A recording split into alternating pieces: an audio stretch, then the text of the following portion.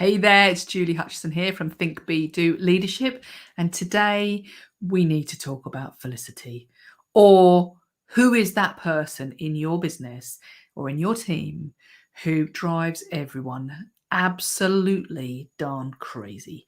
The one who's always moaning, or the one who never stops talking, or the one who is so negative at every idea that you think, my goodness, it would be better if they weren't there. It would be better if we just didn't have to have them in the team. But they've been there for years and they think they know everything. Maybe they like to tell everybody how everybody else is doing it wrong and how they're much better. And they just suck the energy out of the room. And therefore, what happens is that you are too busy, or people are too busy to thinking about how annoying this person is. Might not be a lady, might be a man, but they're so busy thinking about how annoying they are, or the chat is about how annoying they are, or they're just making people feel bad, that what means is nothing gets done in the office. So the productivity is dire.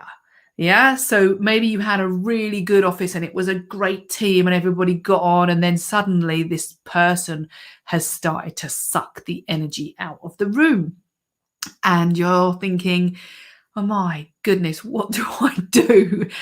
Or maybe they've been there a long, long time and they've always been the bane of the life of the team. And you just think it's about time that I did something about this, because I can't ignore it any longer, because it's got old and hairy, and you can see that if that person either wasn't there or they weren't like that things would be so much better and the team would enjoy themselves and people would encourage others to do new things and people would come to work with a smile on their face, and you would be thinking, wow, look at my team, they're achieving so much, they'd be trying new stuff, they'd be doing, they're taking risks.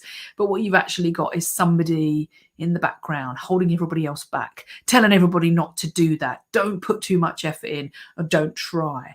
Have you ever had anything like that? Because if you have, you know, and I know that is a sick feeling. It's so annoying, because I'm going to call her Felicity, because we always call, and no offense to anybody that's called Felicity, by the way, especially if you're listening live, Felicity. It's just a random name that seems to come to me. But everybody's had one of these people. Everybody's had a Bob or a Felicity that kills the energy of the team. And we all know that the energy of the team is where the productivity is, but that's not the question. The question is what on earth do you do about it? How do you get somebody like that to stop being so negative, or so negative to the team and having that impact on the team? And so often what I see when I'm working with people who have either conflict problems or they're leaders who want to grow the team, the really big thing that I see all the time is that people have left this for such a long time that it's kind of ingrained into what's going on. And therefore, it's really hard to get Felicity to change. It's a bit like a big tanker that's going along and it's going on, and it takes ages to turn. And the thing is, a lot of people think, well, I can't do it then because it's just the way it is. And, you know, short of getting the trap door out or whatever, paying Felicity off to leave, then there's nothing we can do. And the reality is that that's not true. And as a leader, and if it's your business, then you really have a massive reason to want to change that. Because if you just ignore this, it does more than just nothing. In fact, it does worse than nothing. Because when we ignore poor behavior, bad behavior, downright awkward behavior, or just plain old negativity, it isn't just that well, nothing's happened, I've not dealt with it, nothing's going to go on. It's the impact of you not dealing with it on Felicity, for want of a better name. Yeah, because she's going to think, well, I can get away with this. Or maybe she's not even aware. She thinks this is right and this is the way to go about things. But it's not just on the relationship between you and Felicity that's having an impact on the whole team, because what the team are seeing is you doing nothing about Felicity. Okay. And so they'll look at you and think, well, hold on a second, didn't do anything about that. So now the trust between you and the team is going to go down. Their belief in you as a leader has gone down. And therefore, their effort, their focus is not on being productive. It's not on giving you their best. It's just giving you enough to get by and get through the day, because it's awful in the office.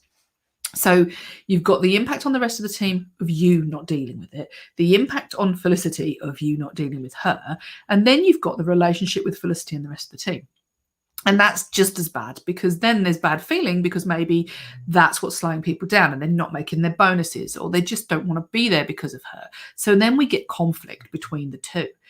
And so all round, you're losing out, because your profitability is going down whilst those people are focusing on other things other than making the widget or doing the thing that you want them to do.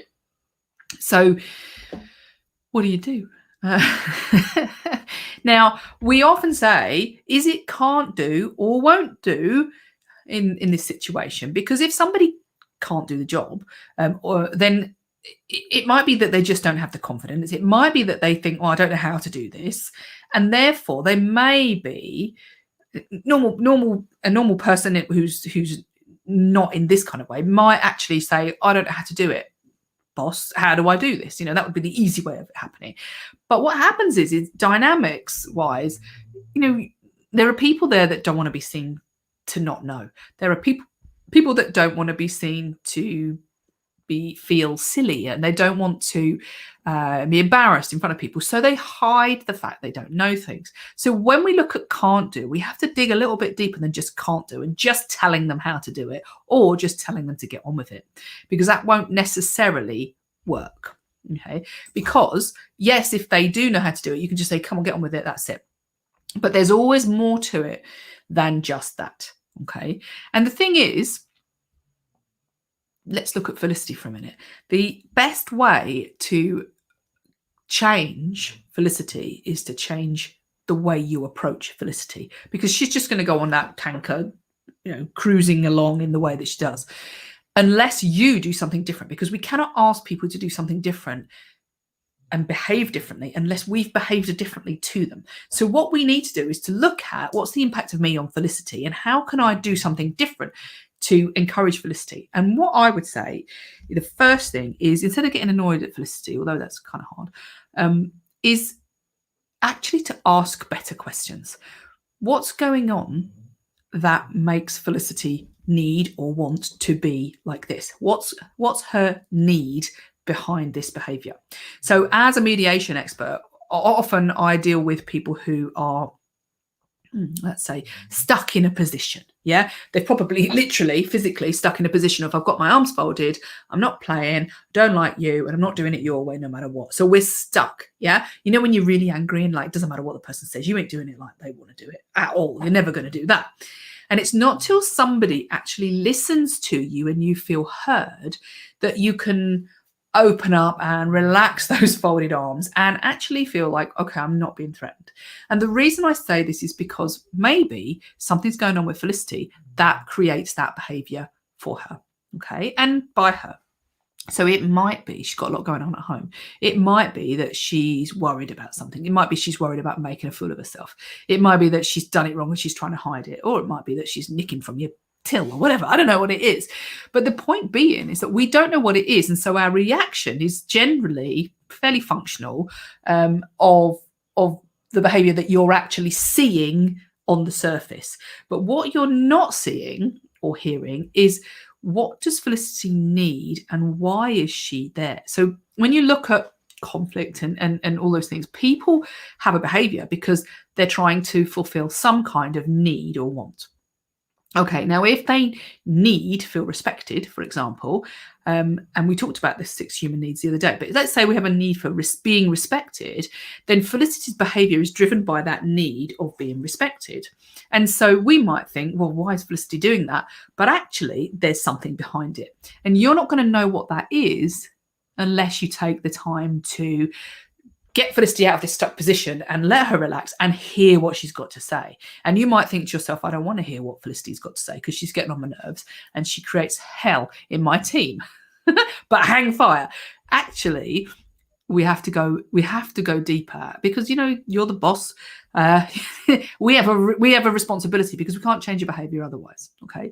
Short of getting rid of her, she's a good worker, then let's look at what's going on for Felicity. So as a leader, when we stop and say, well, hold on a second, let's just listen, let's hear what she's got to say, let's find out what's going on, then what we might find is that actually underneath all of this, there's something that drives this behavior.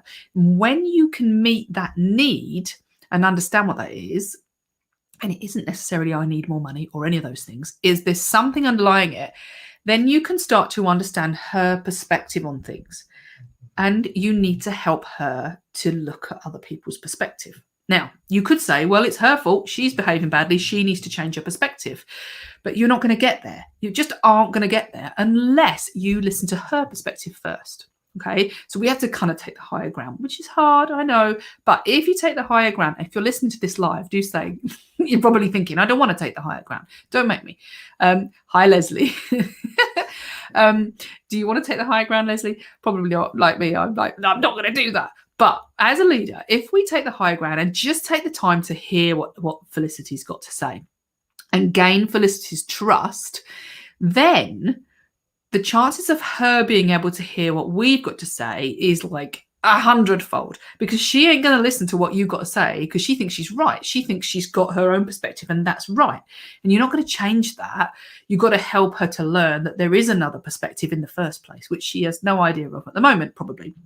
So by you showing you understand her perspective, it means that her barriers go down. She starts to listen. She starts to think, oh, okay, not so bad. I can now trust to say how I feel, what's going on for me. And when she does that, you'll probably find there's a reason for this terrible behavior. Yes, Leslie, absolutely. Leslie says being heard is so important. Yeah, because the behavior that's driving is that she's got a need, that she needs something, and being heard about what that is. And all right, she might not trust you to start with, and she might not want to say it, but you'll get there if, over time. And as I said, this is, if you're the boss, it's your responsibility to do this. But if you really genuinely listen to that person, they're going to start to unfold a little bit. They're going to start to relax, and they're going to start to think, okay, I can trust and say, I'm having a bad day, or something wrong with my husband, or whatever the thing is that's making her into this behavior. And so therefore, once you do that, then Felicity's going to be able to be more honest with you. And then you can have that adult to adult conversation rather than that kind of parent child conversation that you start off with when you're not finding out about a person. You have an adult to adult conversation about the impact of her behavior on other people, or, how you would like her to be. And all of those conversations can start out, but you can't start those conversations at the start when you're just annoyed with her, and neither can anyone else. And so that's why the title of this live is, we need to talk about Felicity, but we need to talk to, and we need to hear from Felicity as well. Now, contrary to our human behavior of wanting to, tell her off or just tell her to stop being like that, we have to learn to do that. And that is our job. But also we need to teach other people to do that, the whole team. Because if we're all being now like, oh, we don't like Felicity, so we've got a biased view, then again, none of the team are going to listen to Felicity because they don't feel heard. So maybe now we need to listen to the team as well. Yeah. So your job as the leader, and since we're looking at quietly, is to listen. Would be for anybody, but the art of listening and really truly hearing somebody is a fantastic skill to have. Because when you do that, you gain the trust of all of your team, and you gain the ability to find out enough about people so that you can adapt what you're giving them, what you're saying to them, how you're reacting with them, for them to trust you and want to be with you, want to be in your team. And when people want to be in your team and they feel trusted and they feel heard, they're going to do more work. Yeah. And this is not just, we're not just money grabbing here, but what we're saying is if you want productivity and you want profitability through productivity, then you're going to have to do this stuff. You cannot just hope for the best or put your head in the sand and hope it goes away. It isn't going away. Felicity don't go away ever. Just so you know, it doesn't go away until you tackle it, and you tackle it in a way that brings the barriers down and starts open conversation. Yeah. Leslie, she says, I find shared values are key, and a shared vision alongside listening are key elements. Leslie, you're not wrong there. And to be honest, it sounds like you You probably have been looking at my Leaders Launchpad stuff, because that's what we talk about. We don't just talk about listening. That's one of these skills. And today we don't have a chance to talk about everything. But absolutely, once you get people listening and opening up to you and trusting you, then what you're going to get is somebody who's open. But that doesn't tell them which direction to go, and it doesn't tell them whether they want to join in with your cause, your vision and your mission. And so, Leslie, you're absolutely right, because if you then start joining this listening with helping people to understand your values and your vision, then they can decide whether not only do they think you're an okay person, they trust you, but do they want to go in the same direction as you? And that's when then they'll say, yeah, I do actually. Yeah, because the vision, the vision and the values on their own aren't enough, because they might believe in your cause, but they don't want to work with you because they don't trust you. So that's why we need to open up those channels. Yeah, so we get the vision and the values right, we get the trust right, and then we make sure that they actually got the confidence and capability to go ahead and do the thing that they do, make a widget or whatever it is. And that's when all three of those turns it from, well, I don't want to do this, I'm going to do it my way, to I'm going to do it our way. I'm going to work with you all, and I want to do it really well, and I like being here. And all of those things mean that you as a leader are doing your job, which is growing you to grow your team, to grow your productivity, and therefore your profit. So yes, Leslie, long answer to a short question. So if you would like some help with talking to your Felicity, then do get in touch, because one of the things that we do here is mediation, workplace mediation, but we also teach mediation to leaders like you who want to be able to talk to Felicity, listen to Felicity, and help your team to grow together. So if you're interested in doing that, wonderful. And if you're interested in taking it even further and talking about how do you link all of the elements to help you be a better leader so that your team is more productive, then private message me and let me know, and we will talk about how you could be part of the Leaders Launchpad, which is all about joining all these jigsaw pieces together and growing you to grow your team, to grow your business. So remember, if you have a Felicity or a Bob who is causing havoc in your team, you cannot stick your head in the sand. You cannot just tell them to stop, because they won't. You have to do something about it. You have to start listening, and you have to start getting them to open up, and then we can have an adult conversation. Okay. I've now gone on for 17 minutes, so I should shush now. Thank you very much for listening. If you're listening live, thank you. And thanks for your comments, Leslie. If you're on the replay, do say hello and let me know, because if you do, I shall reply to your comment. I always look out for the comments. And if you want to find out more, please message me and I shall let you know how you can join in on those things.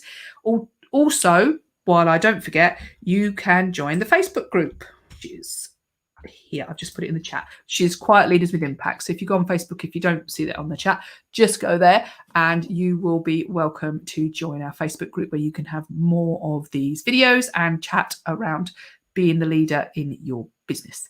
So Leslie, you're very welcome. And anyone else who's watching this, you're very welcome. Thank you very much for listening. And I will see you tomorrow around the same time. Take care.